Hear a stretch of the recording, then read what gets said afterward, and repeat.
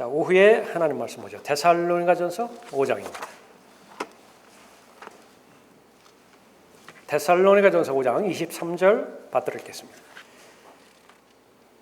화평의 하나님 바로 그분께서 너희를 온전히 거룩하게 하시고 너희의 온 영과 혼과 몸이 우리 주 예수 그리스도께서 오실 때까지 책망할 것이 없게 보존되기를 하나님께 기도하노라. 이 데살로니가전서 5장 23절 말씀은 구원의 확신과 관련된 증거 구절입니다. 그 다음 절에 뭐라고 말씀하셨죠? 너희를 부르시는 분은 신실하시니 그가 또한 이것을 행하시리라. 어떻게 행하시죠? 보존하신다고요. 여러분의 영과 혼과 몸이 잘 보존될 수 있도록 그렇게 하십니다. 이 일을 처음으로 시작하신 분이시죠. 그러면 반드시 그 일을 완성하시는 분이십니다. 그래서 그분의 이름이 신실이죠. 자신이 하신 말씀에 대해서는 반드시 책임을 지시는 하나님이십니다. 우리가 해야 될 일은 무엇입니까? 하나님의 말씀에 순종하는 것입니다. 순종하는 것입니다. 요한복음 15장에서 열매 맺는 비결의 순서가 나와요. 우선은 예수 그리스도와 연합이 되어지죠. 그것은 하나님의 은혜로서 하나님께서 실행해 주시는 것입니다. 본래 아담에 속한 가정이었죠. 가족이었습니다. 거기에는 죄와 사망과 심판만이 있어요. 하나님의 은혜 가운데서 거기서 끄집어내서 성령 하나님의 역사 가운데서 예수 그리스도 마지막 아담의 가족 안으로 넣어주셨죠. 내가 한 일 아니에요. 나는 그 하나님의 역사를 받아들인 것뿐이죠. 그것은 예수 그리스도와 연합입니다. 그 연합이 된 이후로는 이제 교제하면 돼요. 교제한다라고 하는 것은 구체적으로 하나님께서 자세하게 말씀해 주셨는데 내 말이 너희 안에 거하는 것을 교제라고 말씀하시죠. 말씀, 하나님의 말씀으로 내가 예수 그리스도 안에 거할 수 있습니다. 그것이 유지가 되기 위해서는요, 그 계시해 주신 말씀에 내가 반응을 궁금해 하신다고. 경배, 오전에 하나님 앞에 경배 드렸죠. 참된 경배에는 반드시 들려주시는 하나님의 말씀에 대해서 마음 깊은 곳에서 나오는 나만의 반응이 있다고요. 그 반응을 하나님께서는 아주 기다리세요. 그래서 예수 그리스도를 시인하는 말을 무척 듣고 싶어 하세요. 인정하는 것을 무척 듣고 싶어 하십니다. 너무 힘듭니다. 지금 현재 상황이 힘듭니다. 이거 하루나 이틀 견딜지 제가 잘 모르겠습니다. 그럼에도 불구하고 하나님의 허락하심 가운데서 이 일이 일어났음을 저는 인정합니다. 그 말씀 듣고 싶어 하신다고요. 그러면 하나님께서 은혜를 주시고 힘을 주시는 것입니다.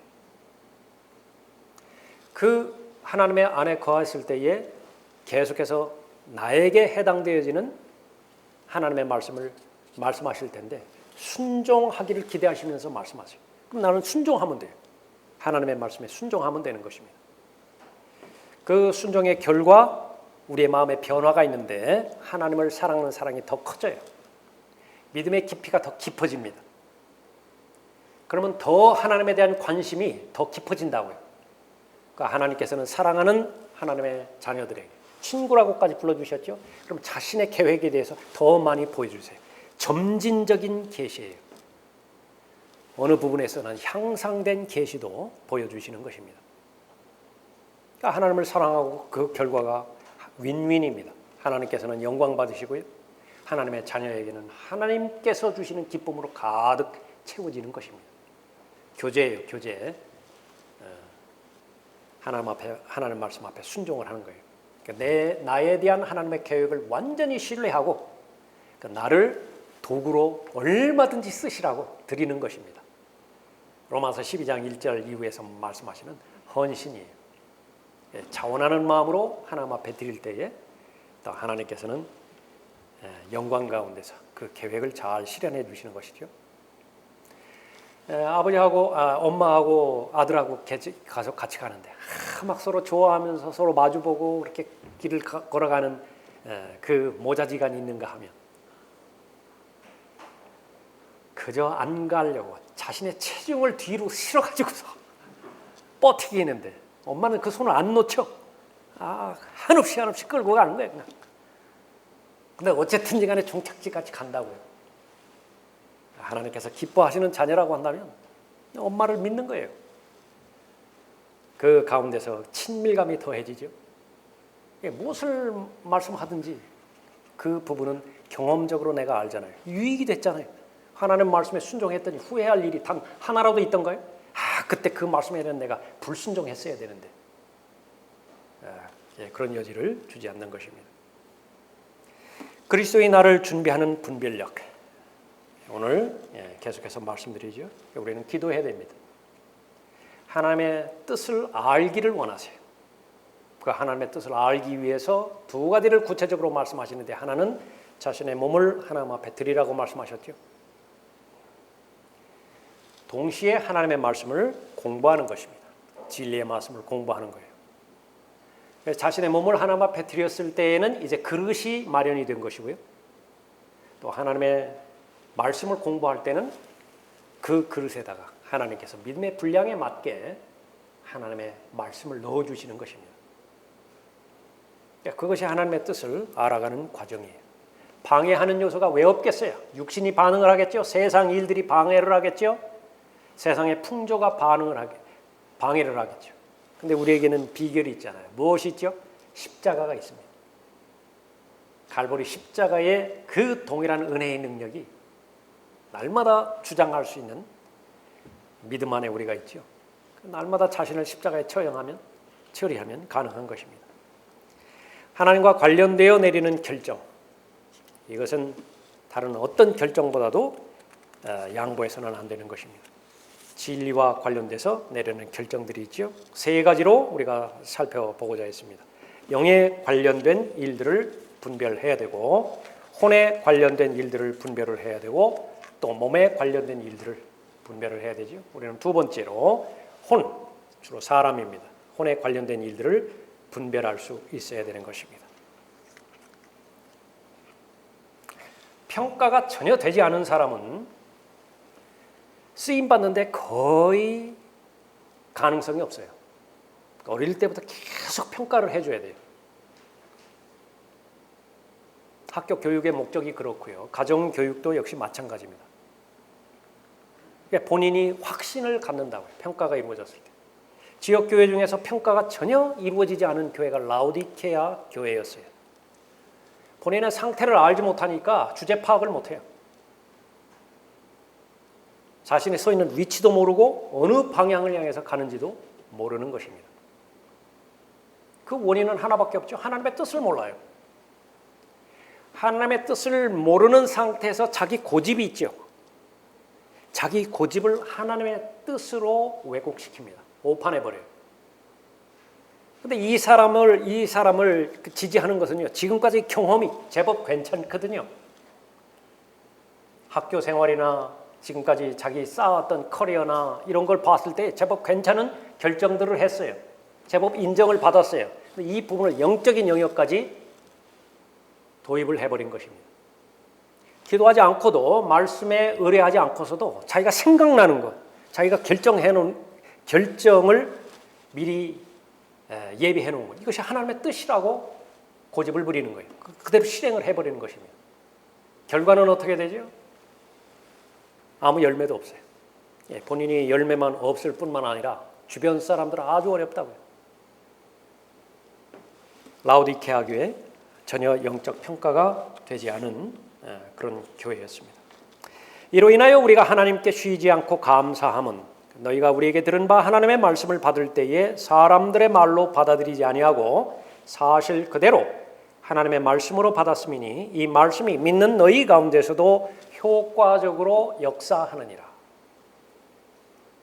그냥 씨만 많이 뿌린 데 대해서 의미를 갖지 말고, 많이 뿌렸는데 그냥 길가에만 다 뿌려진 씨로 판명이 되면 어떻게 돼요? 아쉽잖아요. 효과적으로 역사를 해야 된다고. 뿌리 내릴 만큼 뿌리를 내리고 겉껍질을 벗을 때는 반드시 벗어야 되죠. 그래야 코아에서 그 생명체가 이제는 줄기의 형태로, 꽃의 형태로, 열매의 형태로 드러날 거 아니겠어요? 그러면 이제 계속 30, 60, 100 번성할 것이라고요. 그 근거는 하나님의 말씀 가운데 있습니다. 그래서 하나님의 은혜를 전달받은 사람은 감사를 하나님 앞에 표명하게 되는데 감사의 제일 첫 번째는 말씀이에요. 진리의 영이신 성령 하나님께서 오셔서 제일 먼저 알게 해주시는 것은 예수 그리스도께서 진리 자체시라는 것입니다. 내가 길이요 진리요 생명이라 말씀하셨죠. 그래서 사람은 진리에 관심이 있어요. 진리이신 그분, 인격이신 그분에 관심이 있는 것은 물론이고 그분께서 가르치신 말씀, 설교하신 말씀, 기록하신 말씀 모두에 다 관심이 있는 것입니다. 그러니까 너무 좋아요. 그러니까 가까이 하면 할수록 너무 좋다고요. 그 진리를 알게 될 때 약속을 하나 해주셨는데 자유를 허락해 주신다고 약속해 주셨거든요. 근데 그걸 경험해 나가요. 계속해서. 세상의 풍조로부터 내가 자유로워져요. 죄의 습관으로부터 자유로워져요. 더 나아가서 죄의 지배로부터도 자유로워져요. 그것만큼 좋은 것이 없어요. 더 이상 탐닉하고 싶지 않다고. 사람의 마음, 그것은 반드시 올바른 분별력을 가지고 자신을 잘 분별할 수 있어야 되는 것입니다. 그러지 못하면 자신을 속일 수 있다고 야고보서 1장 21절 22절에서 언급하고 있습니다. 성경으로 얼마든지 자신을 속일 수 있어요. 몇 번 말씀드렸지만 리플리 증후군, 무서운 것은 영적 리플리 증후군입니다. 그런 사람이 한 사람이 있었어요. 부자였습니다. 고위 공무원이었어요. 예수님 앞에 나갑니다. 자랑하고 싶었어요. 여러분이 알고 계시는 부자 청년 관원입니다. 당당하게 묻습니다. 선생님, 선한 선생님, 영생을 상속받으려면 제가 어떻게 해야 됩니까? 예수님께서 행함에 대해서 말씀하셨죠. 어릴 때부터 다 지켰습니다. 그 말은 무슨 말이에요? 저는 괜찮은 사람입니다. 예수님께서 본인도 보지 못했던 마음의 중심에서 자리 잡고 있는 탐심을 일깨워 주셨어요. 본인의 실체를 알게 된 거예요. 그 다음이 중요하죠. 분별을 해야 됩니다. 나는 이런 사람이라고 하고 인정을 해야 돼요. 왜? 그 자신의 혼을 지으신 주님께서 말씀해 주시고 계시잖아요. 인정을 안 했어요. 그러니까 돌아서 가버렸어요. 비슷한 사람 또 한 사람이 있습니다. 바울이 역시 마찬가지로 히브리인 중에 히브리인으로서 바리새인 중에 바리새인으로서 종교에 흠뻑 취한 사람입니다. 다른 사람의 존경을 받아요. 자신의 출신 성분에 있어서는 나을 때부터 로마 시민권 가지고 있잖아요. 그보다 더 비싼 금수저가 어디 있어요? 그 사회에는 얼마만큼 많이 배웠느냐가 그 사람의 됨됨이를 측정하잖아요. 가말리엘이라고, 가말리엘. 그러니까 박사가 됐어요. 그러니까 더 이상 부러운 것이 무엇이지? 거기는 신정 일치 국가인데 이스라엘이요. 흠이 없다라고 본인이 말을 하잖아요. 율법으로 말하면 흠이 없다고. 바리새인 중에 바리새인이라고. 뭐 자랑할 거 있느냐고. 나한테 한번 가져와 보라고.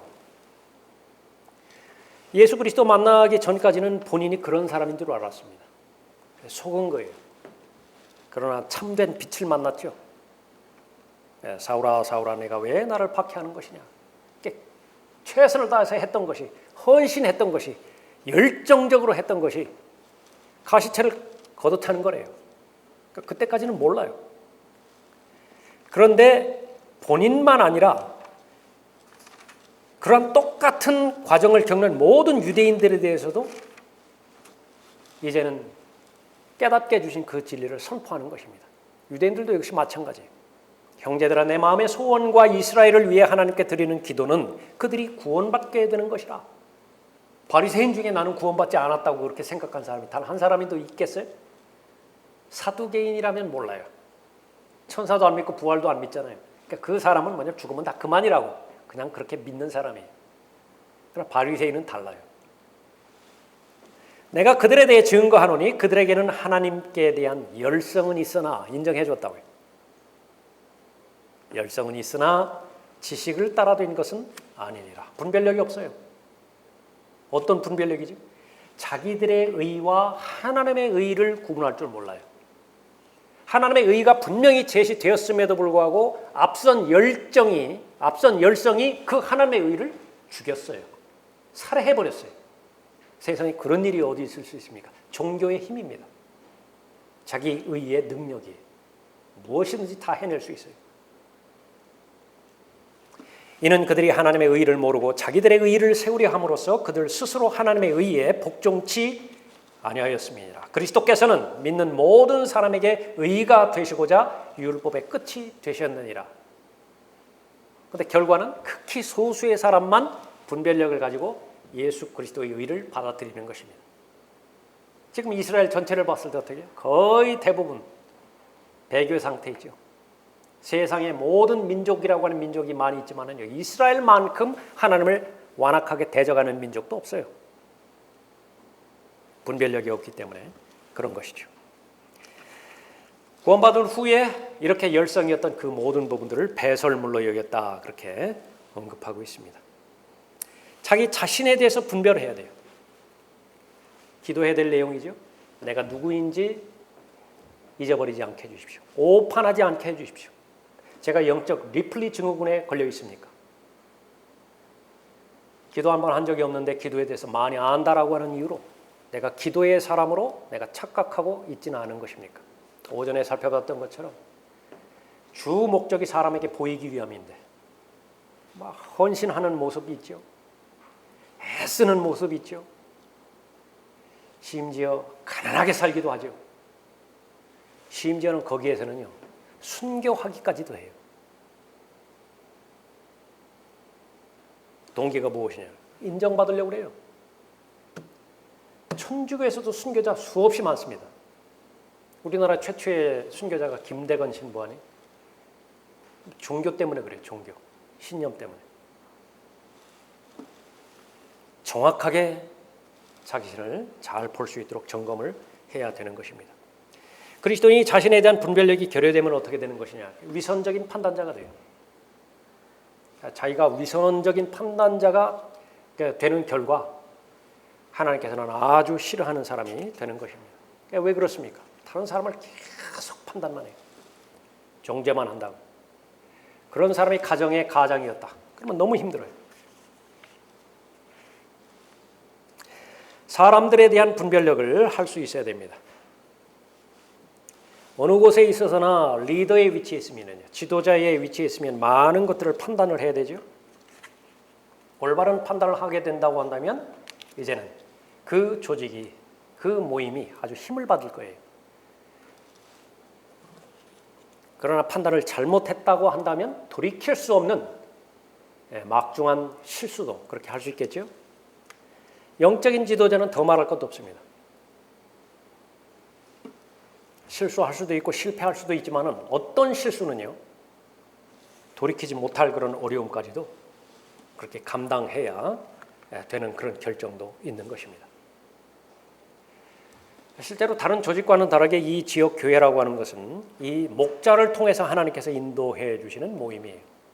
그러니까 누구보다도 목자는 영적 분별력을 잘 가질 수 있어야 됩니다. 목자에게 영적 분별력이 가려지는 때가 있는데 더러운 이익이 동기가 될 때예요. 처음부터 다 그런 사람은 흔치 않을 거예요. 처음에는 다 순수하게 시작했을 것입니다. 거의 대부분. 자기 관리하지 못했죠. 중간에 변질됐을 거예요. 여기에서 자유로운 사람은 단 한 사람도 없습니다. 그러니까 들림받아 올라갈 그때까지 끊임없이 큰 목자이신 주 예수 그리스도 앞에 결산해야 될 청지기로서 매일매일 겸손한 마음으로 자신을 잘 성찰해야 될 것입니다. 영적 분별력을 잃어버리면 이제 육신적인 기준이 판단이 기준이 될 거예요. 그 다음에는 따라오는 것은 편파적으로 판단하는 것입니다. 자기에 좋게 대해주는 사람 있잖아요. 멀리 떨어져 있는 사람이 있잖아요.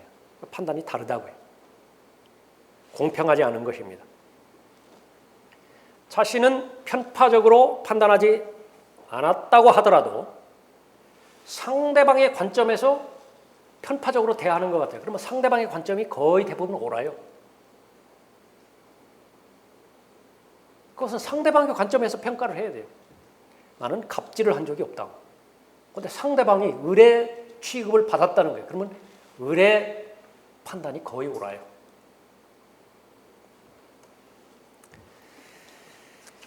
교회에서 일어나는 모든 일들을 가볍게 지나쳐서만은 안 되는 것입니다. 아무리 작은 일이라 하더라도 아버지 하나님 앞에 알려지게 해서 하나님으로부터 승인을 받는 것은 좋은 습관이 될 것이에요. 마귀의 공격 목표는 지역교회입니다.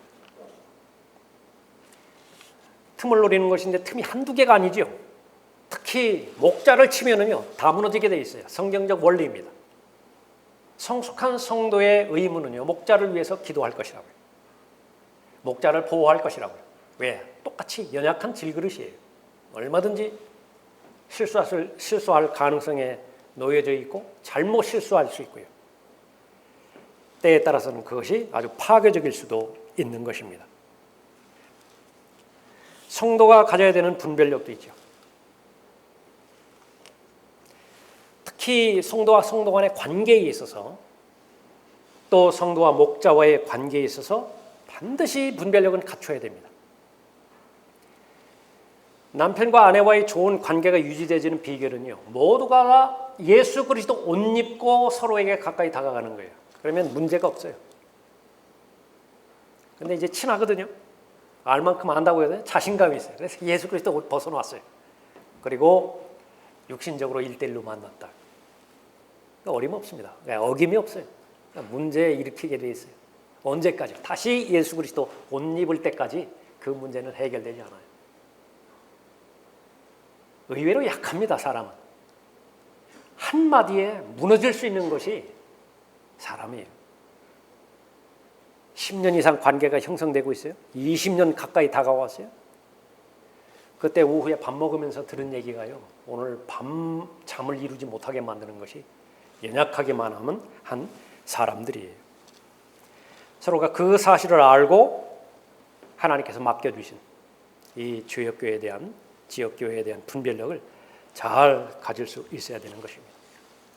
제일 위험스러운 것은요, 믿음이 좋은 것과 사람 괜찮은 것과 구분할 수 있어야 돼요. 여러분 구분하십니까? 아, 그 사람 좋은 사람이야. 그러면 다 믿음 좋나요? 근데 그게 동일시해요. 그러면 안 됩니다. 믿음 좋은 것은 믿음 좋은 것이고 사람 좋은 것은 사람 좋은 거예요. 좋은 사람 같아 보이는데 배신당해서 아픔을 당해봤을 때요, 얼마나 그 분별력이 없는 삶이 그렇게 아픔을 가져왔는 것인가 경험하게 되어지는 것입니다. 모든 사람이 바울을 거부했어요. 그런 사람을 하나님께서 쓰실 리가 없다. 그러니까 유일하게 바나바 한 사람만 바울을 알아봤습니다. 분별력이에요. 사람을 바라보는 분별력입니다. 침례 요한이 회개하라 천국이 가까이 왔느니라 그렇게 외쳤을 때요, 많은 사람들이 모였죠. 그 자신에게 헌신을 했습니다. 제자들이에요. 침례 요한의 제자들이에요. 자신보다 6개월 이후에 출생하신 예수 그리스도께서 공생의 사역을 하실 때요, 세상 죄를 제거하는 하나님의 어린 양을 알아본 사람들이 자기 선생인 침례 요한을 떠나서 예수 그리스도의 제자가 되는 거예요. 아, 그렇게 많았던 회중이 이제 몇 안 돼요. 다 가버렸어요, 그쪽으로. 그 예수 그리스도를 알아보았던 침례 요한의 분별력 대단합니다. 부럽죠? 전혀 방해거리가 안 돼요. 너무 좋습니다. 그 당연한 거예요. 주님께서는 반드시 번성하셔야 돼요. 반면에 나는요, 그분 앞에서 점점 사라져야 돼요. 처음에 목자가 성도 앞에서 나타났을 때 목사만 보이죠. 안 그러셨습니까? 바람직스럽지 못한 것은요, 시간이 계속 지났는데도 똑같은 크기로 보이는 거예요. 근데 목자는 그것을 또 조장을 해요. 다 망하는 것입니다.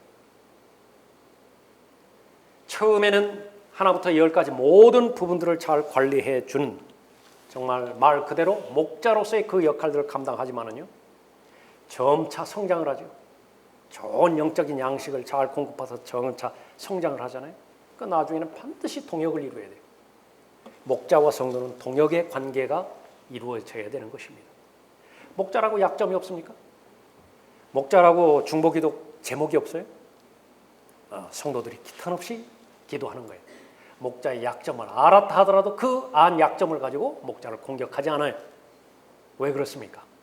분별력을 다 가지고 있기 때문에 그런 것입니다.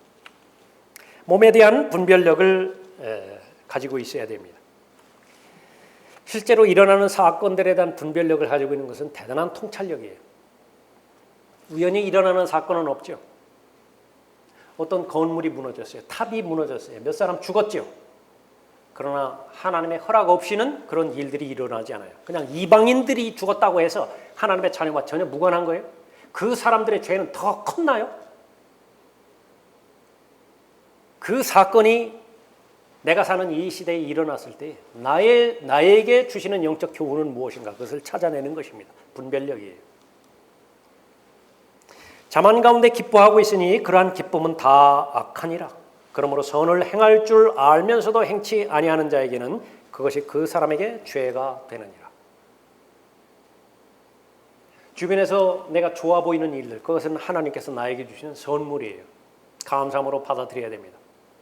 나빠 보이는 것도 있습니까? 그것도 하나님께서 주시는 것이에요. 반드시 배우라는 것입니다.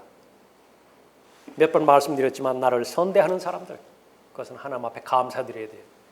그 사람들에게는요, 내가 무엇을 잘못했다 하더라도 별 문제 없이 그냥 건너뛰는 사람들이에요.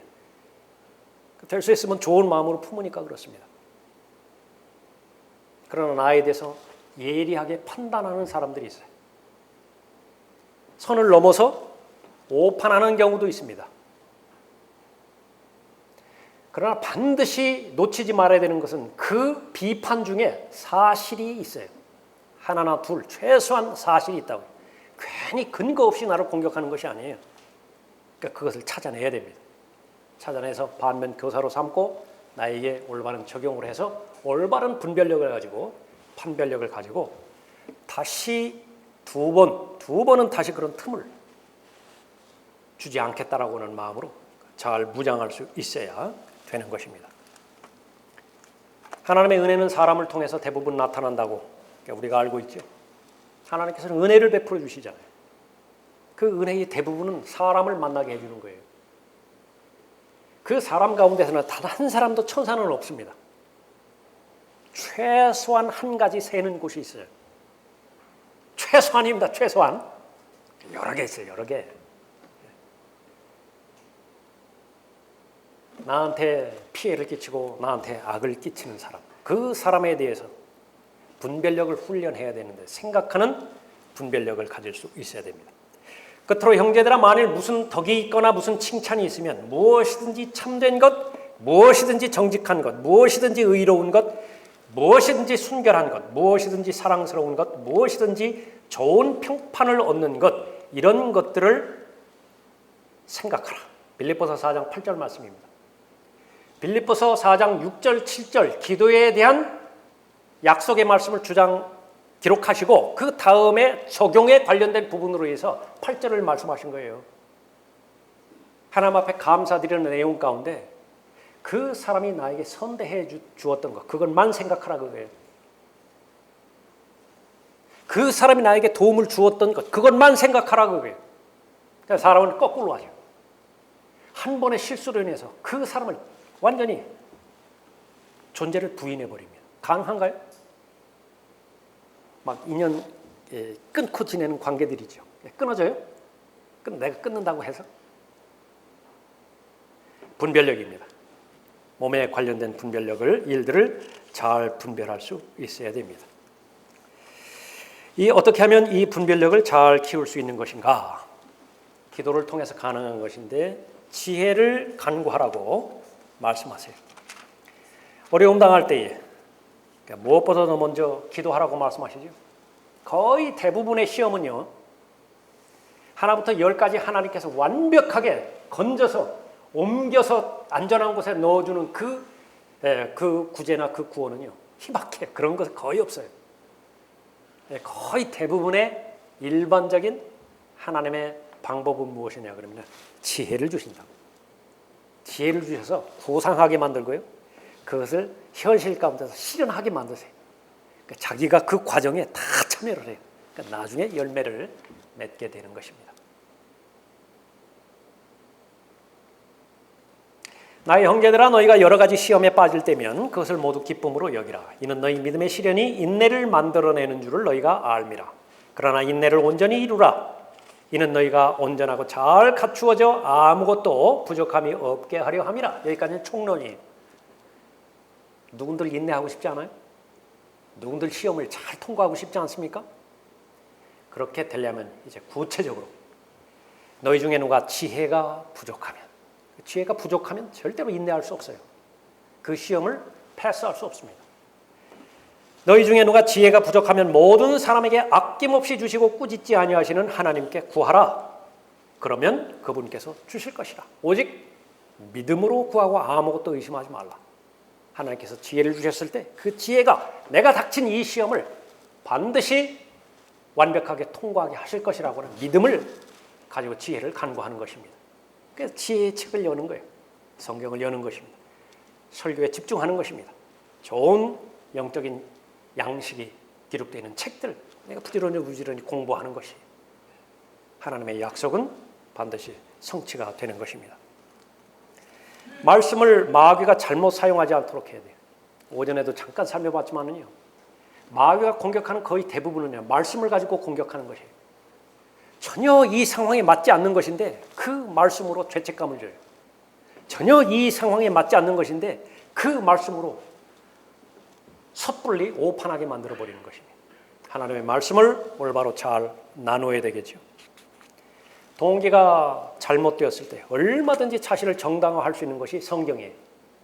성경 열면 그 말이 있거든요. 그러니까 여기 말씀이 있지 않느냐. 얼마든지 합리화시킬 수 있고 얼마든지 정당화시킬 수 있는 것입니다. 사람을 죽여도 전혀 상관이 없고요. 심지어는 하나님은 없다라고 그렇게 주장할 만한 성경 구절도 많이 있잖아요. 그런 것을 넘어서서도 얼마든지 좋지 못한 동기를 가지고 말씀으로 이용할 수 있어요. 다른 사람을 무너뜨리는 데 있어서. 그래야 자신이 높아지기 때문에 그렇죠. 아버지의 마음이 아니면 진정한 의미에서는 징계는 불가능합니다. 자녀를 사랑하는 아버지의 마음이 준비가 되어야 그 다음에 매를 들을 때에, 책망의 말을 할 때에 그 말은 효과가 있죠. 그러지 않으면 분풀이 하는 거예요, 그냥. 환자를 살리고자 하는 의사의 사명감으로 그 마음이 채워지지 않을 때에 의사의 손에 들려지는 메스는 위험할 수도 있어요. 무슨 짓을 할지도 몰라요. 바로 마음에 관련된 부분이고 분별력을 키울 수 있는 그런 방법이죠. 반드시 성경을 통하여 영적인 분별력을 잘 키울 수 있어야 되는 것입니다. 이 마음과 이 생각에 대해서 판단하게 하는 것은 하나님의 말씀이 최절정이죠.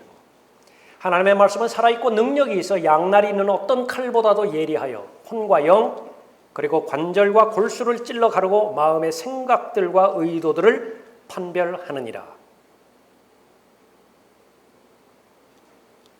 하나님의 말씀 앞에 완전히 벌거벗어야 돼요. 그러니까 숨겨졌던 마음의 의도와 생각들, 그 동기들 아주 적나라하게 하나님 앞에 비춰야 됩니다. 여기 좋은 훈련이 되어야 돼요. 좋은 영적인 습관이 되어야 돼요. 그러면 그 사람에게 분별력을 주는 것은 그다지 어려운 것은 아닌 것입니다. 본인에 대해서 이렇게 훈련이 잘 준비가 되어 있죠. 이것은 들림받아 올라갈 그때까지 지속돼야 될 우리의 과제입니다. 그 다음에는 사람들을 통해서 분별력을 가질 수가 있는 것입니다. 급한 문제가 닥쳤죠. 그러면 거의 대부분은요, 그 닥친 문제에 몰입이 돼버려요. 거기에서 벗어나질 못합니다. 근데 거기에 몰입이 되고 거기에 집착이 되어지면 그 결과가 일반적으로 좋지를 못해요. 하나님의 뜻에 따라서 하나님의 계획에 따라서 잘 결정을 해야 되는 것인데 객관성을 잃어버리기 때문에 그런 것이죠. 이때 가장 절실하게 필요한 것은 영적 분별력이 있는 사람의 도움을 받는 것입니다. 지옥교회예요. 지옥교회. 목자가 그렇고요. 목자라고 다 상담만 해주는 건 아니에요. 목자가 어려움 당할 때 얼마든지 상의할 수 있습니다. 함께 기도할 수 있는 것이죠. 자기 문제에 걸리면 누구라도, 목사라도 객관성을 잃어버릴 수 있어요. 객관성 잃어버리면 위험에 노출되어져 버립니다. 어떤 위험이요? 감정적으로 반응해요. 감정이 폭발해 버리는 것입니다. 건강하지 못한 판단이에요. 위험스럽죠. 자기가 하나님의 말씀에 의해서 훈련을 게을리하고요. 히브리서 4장 12절의 말씀에 의해 가지고 자신의 마음을 성찰하는 것을 한동안 미루었다. 그런 많은 부분에 있어서 영적 분별력이 상실되어 있을 거예요. 스스로의 힘으로서는 그 상실된 영적 분별력을 되찾는 것은 무척 힘들 것입니다. 그럴 때에 필요한 것은 도움을 받아야 돼요. 모임의 도움을 받아야 되고 개별적인 상담과 교제의 도움을 받아야 됩니다. 단 여기에도 중요한 것이 있어요. 친한 사람하고 성숙한 사람하고 달라요. 사람은 급하니까 그냥 친한 사람에게 상담을 한다고. 왜냐하면 그 마음 가운데 동의를 바라는 마음이 크기 때문에 그래요. 그러니까 별 의미가 없어요. 그러니까 전문가가 필요하다고요. 전문가. 몸이 아프고 자신이 스스로의 힘으로는 치유가 불가능할 때 가능하면 전문의 찾죠. 전문의. 정평이 있는. 그러니까 마찬가지입니다. 영적으로 도울 수 있는 사람. 그러니까 여러분 모두가 다 목자와의 관계는요. 여러분이 최선을 다해서 잘 관리를 할 수 있어야 됩니다. 어떤 상황과 여건에서든지 여러분의 목자와 교제가 가능해야 돼요. 목자의 가르침에 귀 기울일 수 있어야 됩니다. 이것은 인간적인 친함, 그것은 별개의 문제예요. 우리 모두가 다 사명감을 가지고 있죠. 하나님으로부터 받은 청지기의 소임을 감당해야 되는 그 영적인 의무가 있잖아요. 그 의무를 감당하기 위해서는 이 분별력 없이는 불가능해요. 하나님께서 맡겨주신 사역은 이 좋은 성도와의 결속을 배제시키고서는 할 수 있는 일은 극히 한계가 있기 때문에 그런 것입니다. 여러분은 반드시 목사를 도와야 되죠. 여러분의 목자를 도와야 됩니다. 그 방법 가운데 적극적인 방법은 대면하는 거예요. 목사와 대면하는 것입니다. 연단을 통해서 분별력을 가질 수 있고요. 하나님께서는 분별력 주시기 위해서 때로는 징계를 가하시기도 하실 거예요. 영적 분별력을 잃게 될 때 하나님께서 보호하시는 장치 가운데 하나가 징계입니다. 더 이상 이제 조명을 받을 수 없어요. 평범한 방법으로는. 그때는 강제로 돌이키게 외부에서 압력을 가할 거예요. 그것이 때로는 하나님의 기나긴 침묵일 수도 있습니다. 때로는 여러 가지 육체로 아니면 환경적으로 맞부닥치는 계획대로 되지 않는 그런 방해일 수도 있어요. 그러나 믿으셔야 됩니다. 다 좋은 거예요.